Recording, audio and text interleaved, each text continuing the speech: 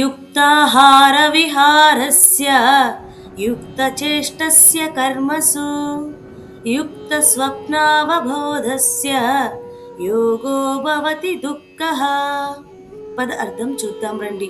యుక్త ఆహార విహారస్య సమతుల్యమైన ఆహారం విహారం కలవానికి, యుక్త చేష్టస్య సమతుల్యమైన ప్రయత్నాలు చేసేవారికి, కర్మసు కర్మలలో, యుక్త స్వప్న అవబోధస్య సమతుల్యమైన నిద్ర మేల్కొలుపు కలవానికి, యోగ యోగం భవతి అవుతుంది, దుఃఖ దుఃఖాన్ని తొలగించేది.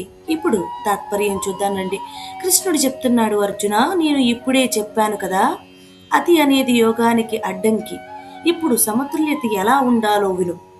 ఆహారం మితంగా ఉండాలి, విహారం కూడా మితంగా ఉండాలి, పనులు కూడా శక్తికి తగ్గినట్లుగా ఉండాలి అర్జున. అలాగే నిద్ర కూడా అవసరమైనంత ఉండాలి, మేల్కొని ఉండే సమయం కూడా సరైన మోతాదులో ఉండాలి. ఇలా జీవించేవాడు తన శరీరాన్ని అలసిపోనివ్వడు, తన మనస్సును చంచలంగా మారనివ్వడు. అర్జున, సమతుల్య జీవితం మనస్సుకు స్థిరత్వాన్ని ఇస్తుంది. స్థిరమైన మనస్సు యోగానికి దారితీస్తుంది.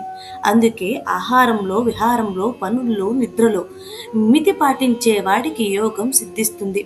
అలాంటి యోగం మనిషి దుఃఖాలను తొలగిస్తుంది, అతన్ని శాంతి వైపు నడిపిస్తుంది అని కృష్ణుడు అర్జునుడికి అలాగే మనకి కూడా తెలియచేస్తున్నారు. హరే కృష్ణ.